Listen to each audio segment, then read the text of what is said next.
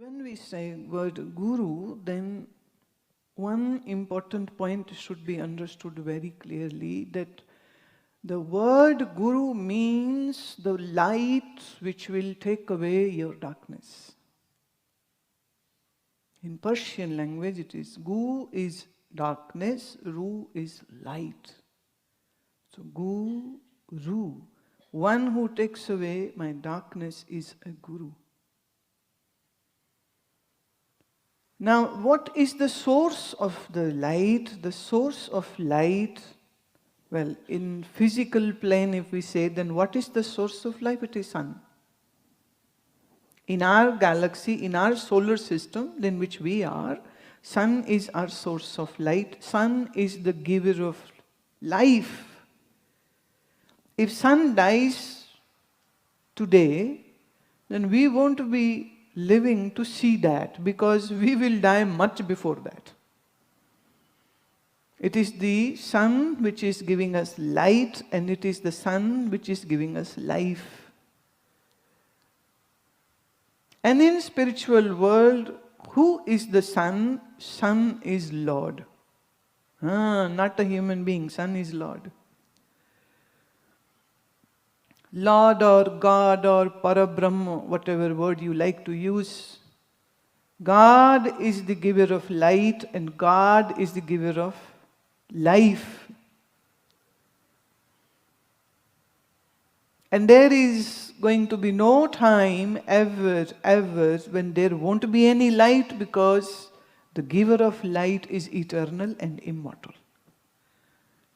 If you don't have knowledge, if you don't have wisdom, how would you know that God is the light giver and the life giver and the guru and whatever? So, God created a design, and the design was that He comes. Now, see, it is convenient for me to say He for God, because that is what is in your skull. खोपड़ी में ना भगवान एक बाप जैसा ही घुसा हुआ है, माँ जैसा लगता नहीं है, इसलिए मैं ही कह रही हूँ. But neither God is he और शी. वी कैन नॉट से neither he nor she nor transsexual not nothing. These are all gender related words, and God is beyond any gender. So we cannot call God he or she.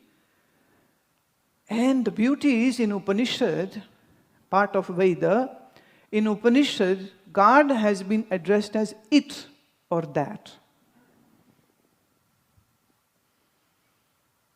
It or that. Now, we usually use the word it for an unliving object. We use word this for a dead objects. Meaning which doesn't has an eye, which doesn't has a mind. We say, this is a tree, this is a house, this is a car. This or it. For inert things we use that. And the sages of Upanishad had to choose this word because people were mistaken about God's existence, and they would either consider God as a he or a she. So in India we have the big people crowd who believes God is a Vishnu or Shiva, it's all he, or Brahma is a he. But then there is a parallel number of people who say God is a she.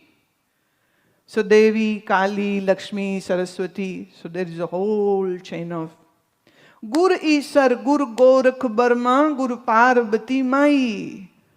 Guru Nanak Dev says in Japji Sahab, Guru is Ishwar, Guru is Brahma, and Guru is the Parvati Mai also. Mai means mother. Parvati, who is Parvati? Wife of Shiva, who is adored and worshipped as Devi.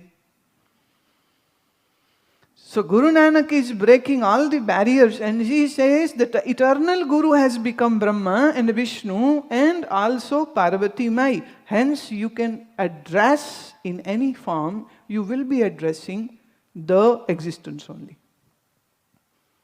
It is a very masochistic idea to say God is a he. But then it would be a very feminist idea to say God is a she.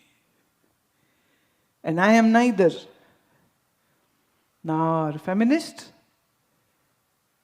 and not in favor of. Because man or woman, the gender comes with the body. See, when the conception happens, that thing, I'm saying thing, that is a thing, zygote. It is called a thing. It is neither male nor female. It can be this way or that way. So I can say even in your body, one time you were neither male nor female. And I will also like to say that in every male there is a female, and in every female there is a male. We have combination of two things. The body is combination of father's sperm, mom's egg. So it's a yin and a yang together. But when this difference was not there, what was the gender of that zygote? Nothing. We can easily call it it. So Lord in His truest form can be called it. You're getting my logic? So neither he nor she. Now this disturbs people very much because they see God as father figure. So when we say God, at least when I say God, I don't mean the way you see God.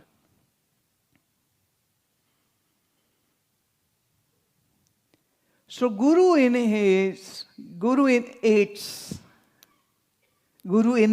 its purest form is neither he nor she, is not a human being. Guru is knowledge, Guru is wisdom. But then this Guru can appear in the mind and intellect of any human being.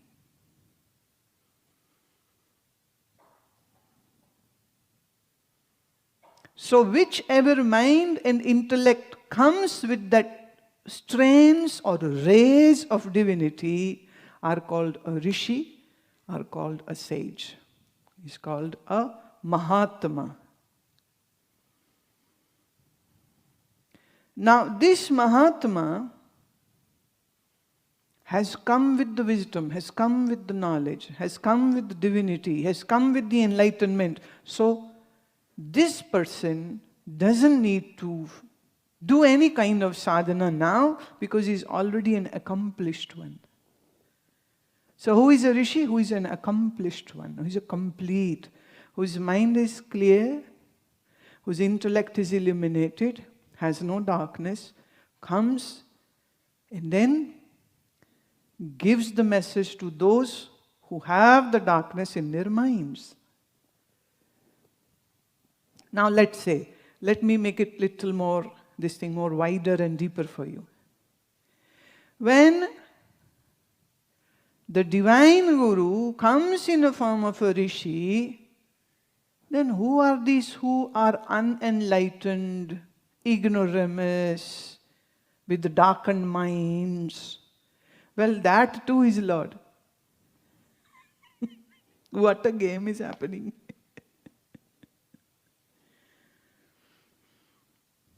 So anybody who is an ignorant and ignoramus is also a form of that formless.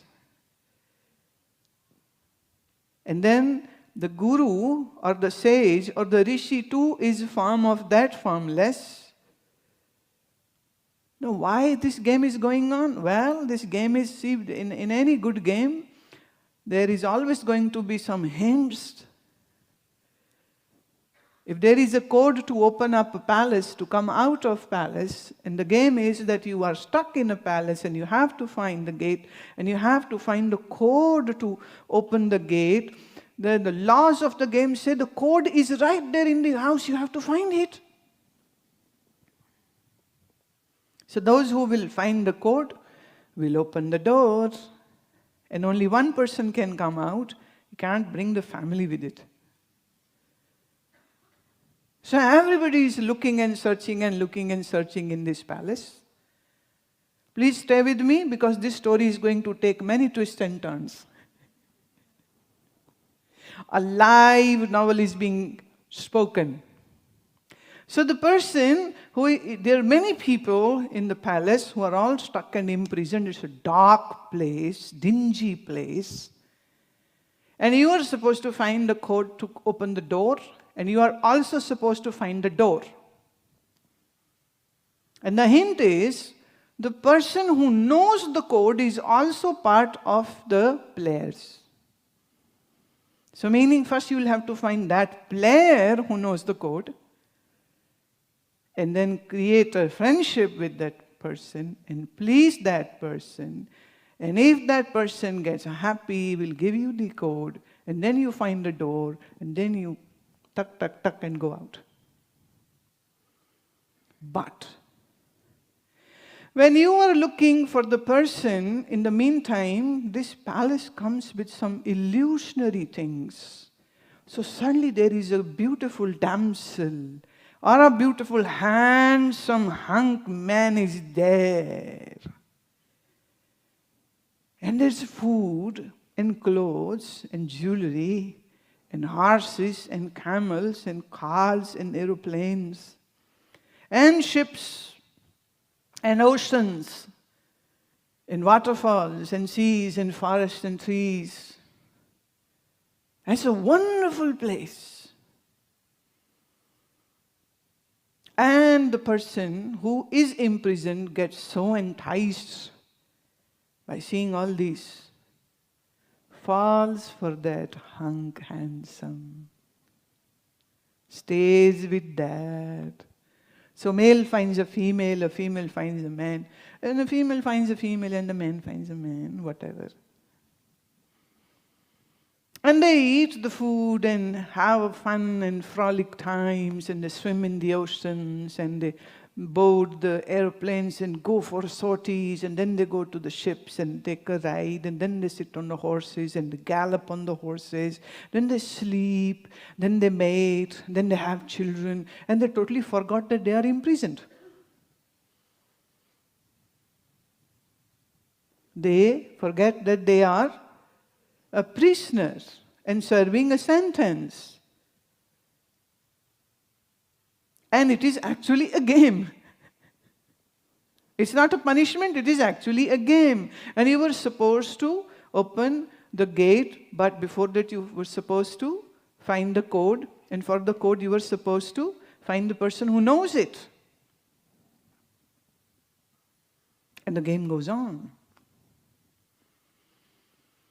And in this game, the person dies, but the game is not done until you find the code and open the gate. So you are given a new body, a matrix. A new body is given. And the mind shifts into that body. And then through that new body, again, is looking into beautiful world and wonderful things and is getting charmed.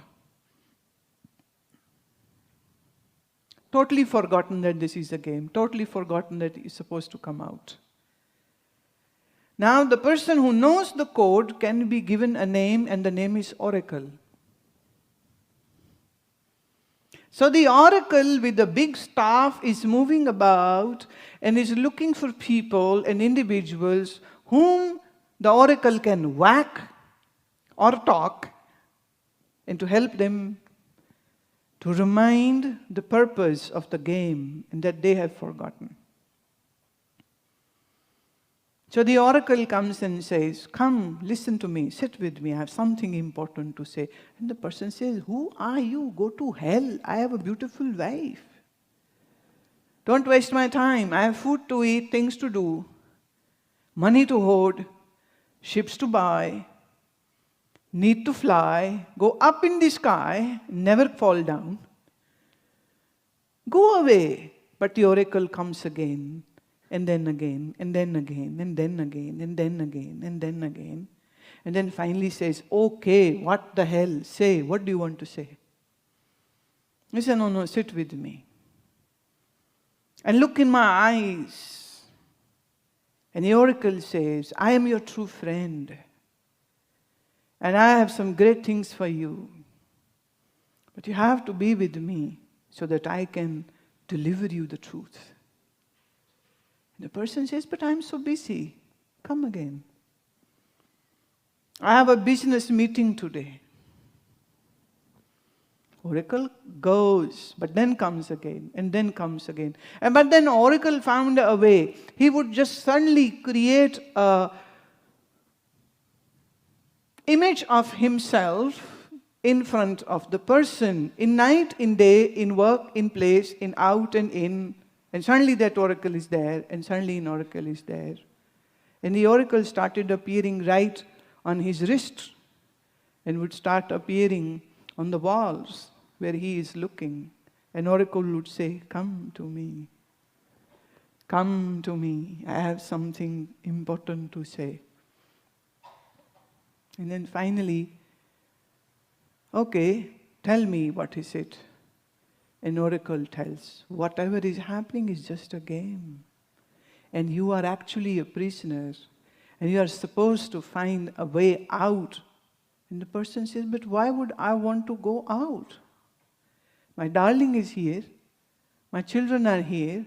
My whole world is here. Why the hell would I like to go out? You go out. You go away. Don't bother me next time. But oracle comes again in his dreams and he says, no, this is a game. You have to find a way. And then this person gets old and sick. And his darling wife is also all wrinkled and crooked, back, can't walk, can't see, can't hear. And the oracle comes again. And he says, before this body switches off, you need to do something. Are you getting the story?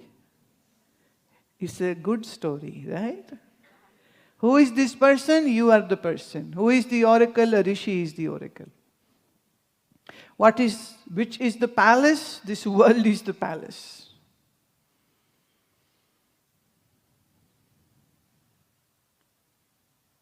So when a game is started, it comes with its hints, and it comes with the keys and the codes and the person also. So when this world happens, then the oracle, the rishi is also there, already there, to give you the passage out, to help you to come out.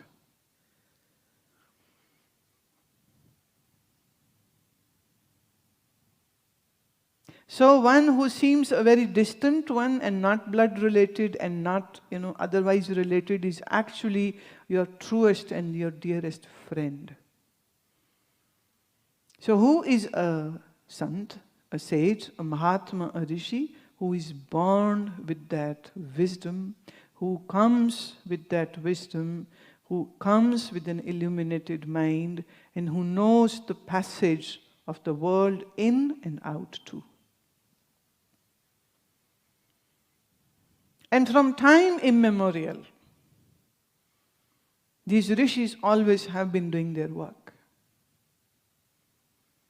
And they are looking for that able, eligible candidate to whom they can transfer and give this light.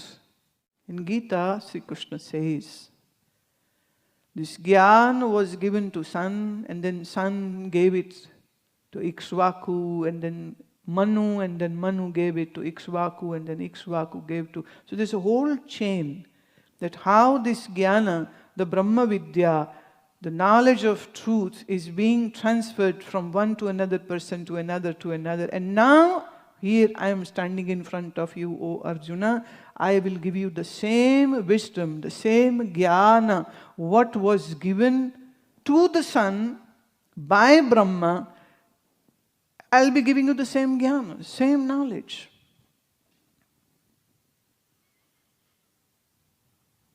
And then Arjuna says, Shishyasteham shadimam tvam prapannam. I seek your refuge and I wish to be your disciple. Be my guru. Let me say, Krishna was his bosom friend, cousin and friend, both. They would wrestle together, they would eat together, they would bathe together, they would sleep together, they would go for horse riding together, so much so that one time Arjuna fell for a woman. Krishna helped him to kidnap that woman because she too loved Arjuna, but her family was not ready to marry her off with Krishna. So he said, no problem, I'll help you to elope also. That good friends. But now the scenario changes. Arjuna sees Krishna in his other form, and that form is form of a guru. And Krishna says, he bows down, he goes on to his knees, and he says with folded hands, I come and seek refuge into you. Krishna, be my guru and guide me into truth. Because I am in great dilemma. I have this war which I don't want to. I have a family which I don't want to kill. But I don't know what to do.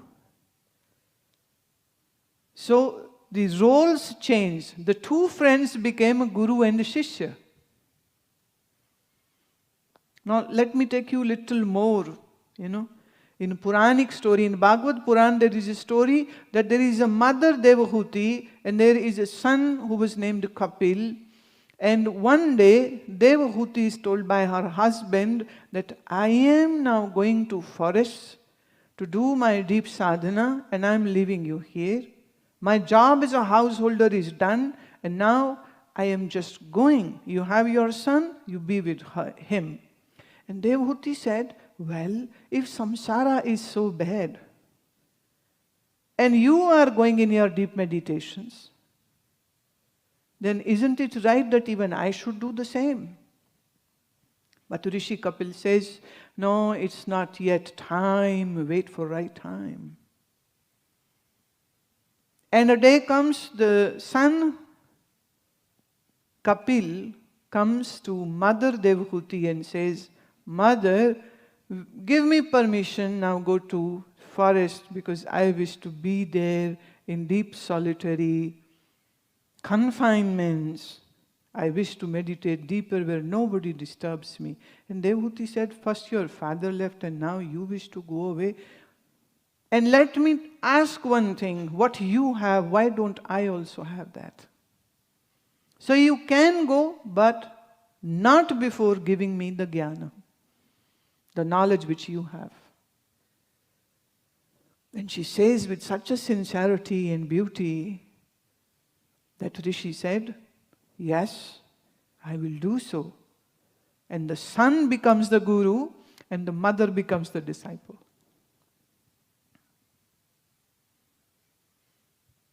Son becomes the disciple. And then Sankhya Darshan was taught by the Rishi to his mother. What I mean to say is, the knowledge can express itself in any mind. There is no rule that it can't happen. Kapil was born with that knowledge. Vedavyasa was born with that knowledge.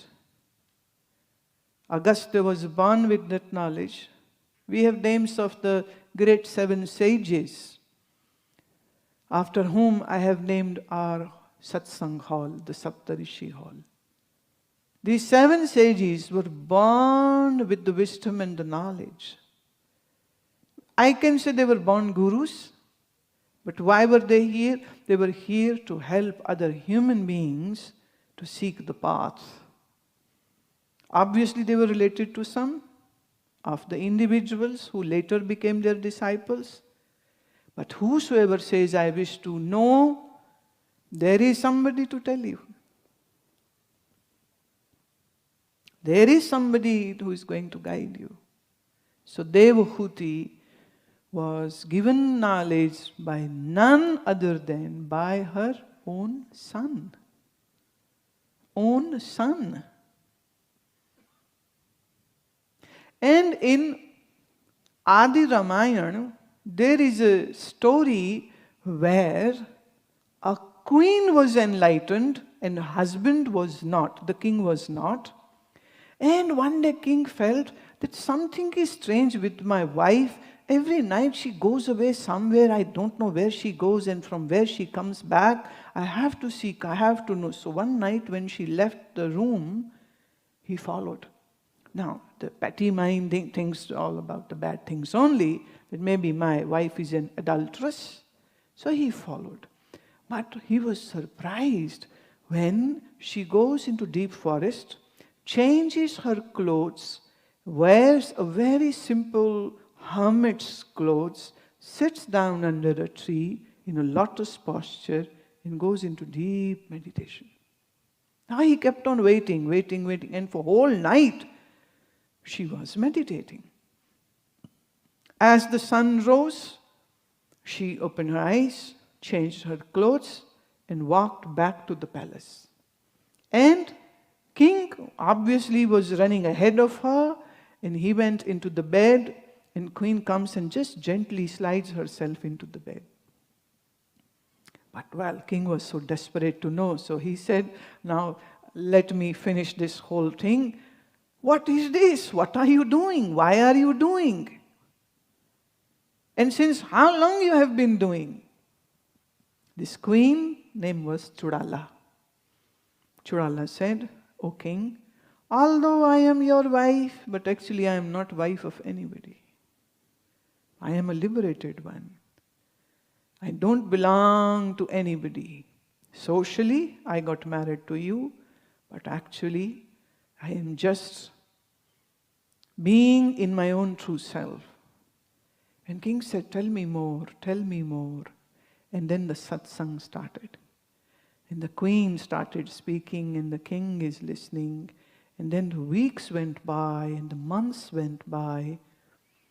And then king had this revelation, and he said, I am so sorry. I just saw you just as my wife, a subordinate, a lesser than me.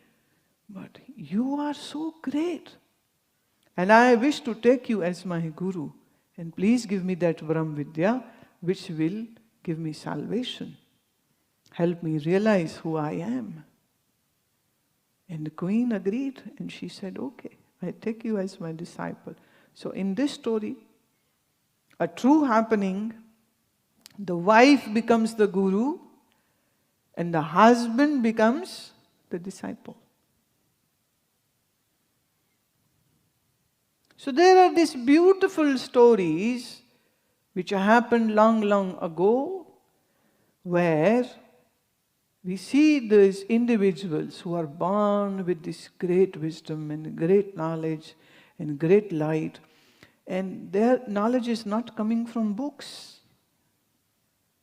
Let me say, knowledge never comes from books. From books you just get information. It's like a menu card. It gives you a list of dishes and drinks. But you can't eat the menu card. You need to order, you need to wait, and somebody cooks, brings you the food, then you eat. Books do the same. Gives you the information, gives the whole menu, but then you have to select and order, and then somebody provides you that, and that somebody is the guru. That somebody is the rishi who gives you that. And then you get your hunger satiated.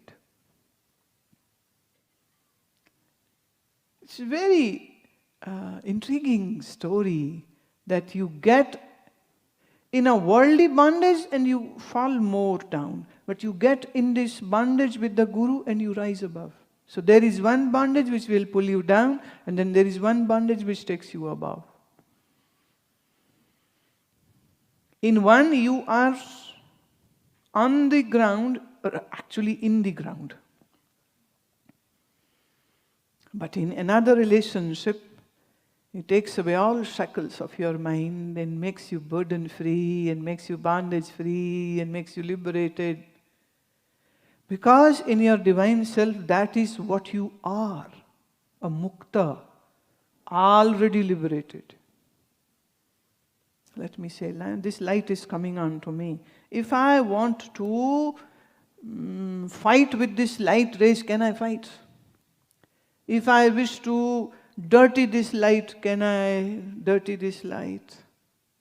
If I throw something on the light to make it bad, would it get bad? If I take a sword and want to cut the light, can I cut the light? And this light may be falling on dirt, on garbage, on all wastes, bad, rotting, dead bodies. Even then, the light doesn't get rotted. Light remains pure. Because light falls on objects, but it doesn't get mixed up with that object. And your real self is like the light who is in the mind, which is in the body, which is in the senses. So it falls on mind and body, and yet it never gets tarnished, never gets polluted.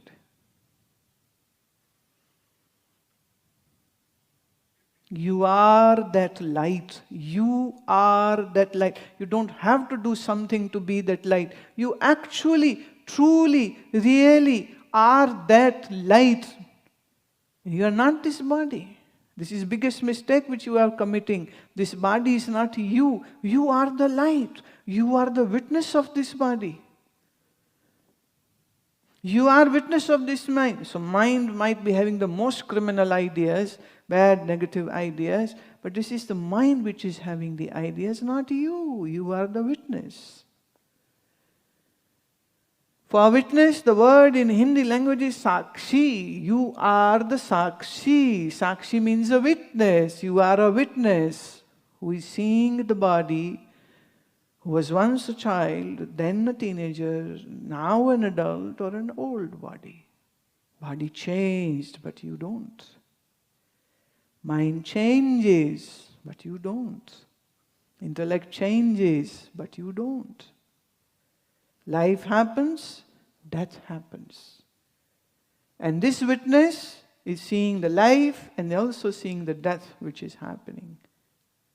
And one who is witnessing the death is immortal, never dies. The one who has witnessed the birth was never born. You are born less, never born. You will never die. That's what the reality is. Lo, de diya gyan. That is what reality is. Never born, never died. Never stuck. That is what you are in your purity. But this stupid mind says, oh, how is it possible? How is it possible? How is it possible? Then I have to bang on your heads then. Talk and talk and talk and explain, and you still don't, nut heads get it.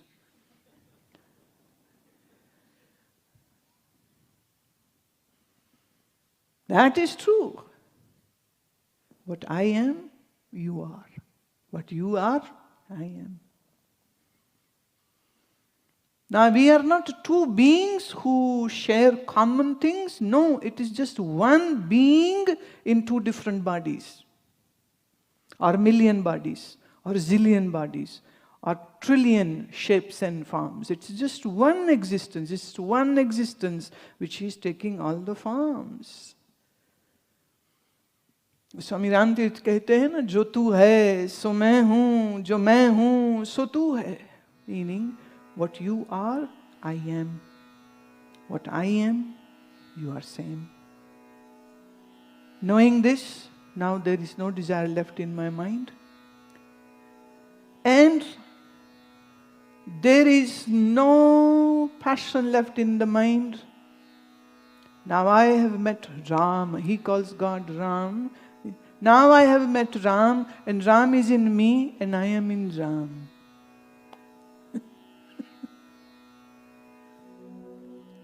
All these times you have been saying Lord's name, thinking this, that Lord is somebody different and way away from me. And now here I am saying this, the Lord is right in you, or should I say, you are a form of God, or should I say, you are the Lord? Whatever you can digest, take that.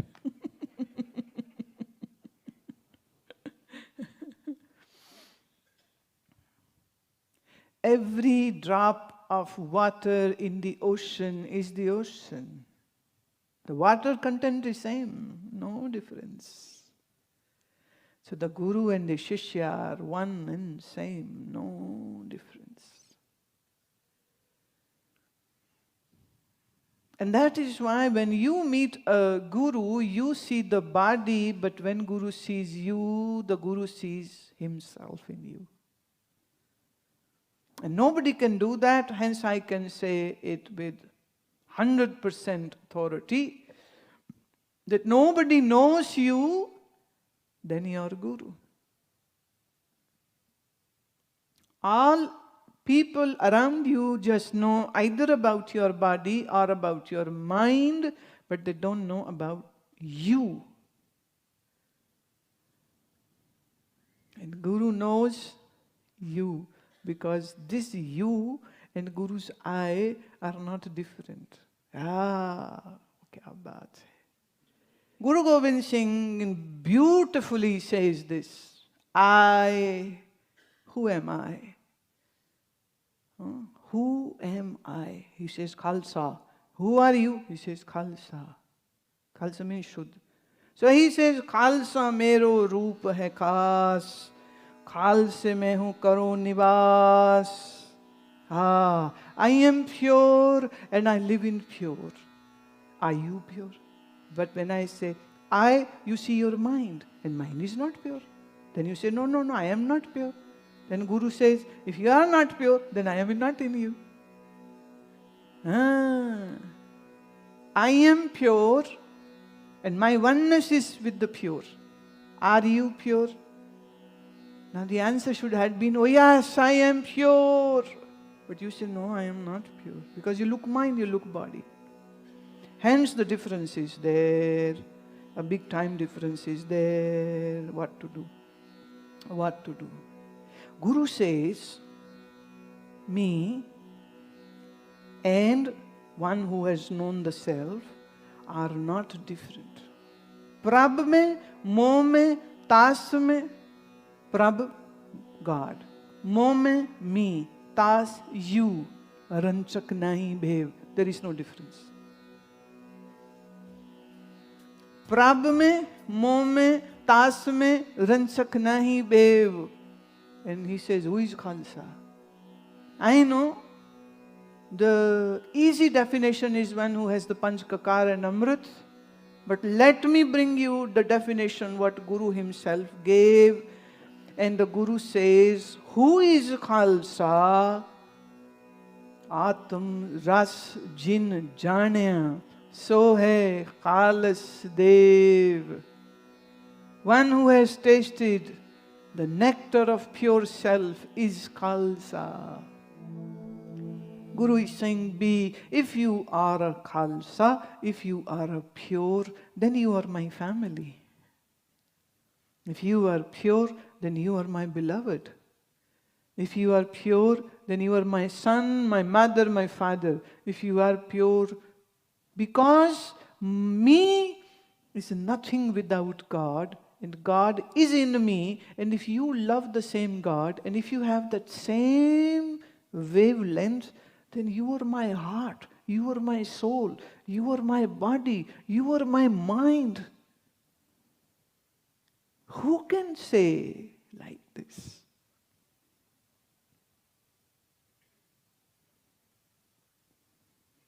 Jap Sahib is talking about the purest form of it, God.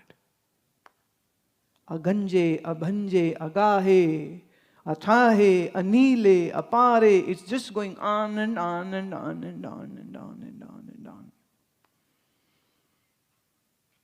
Namastvam, I prostrate to you, I prostrate to you. I do my salutation, I do my salutation, I do my salutation. And you are doing salutation to whom? And then in this one particular Shabad, the secret is out. And the secret is that pure Lord is in me. So we don't have to create oneness. It is already there. You just have to see it.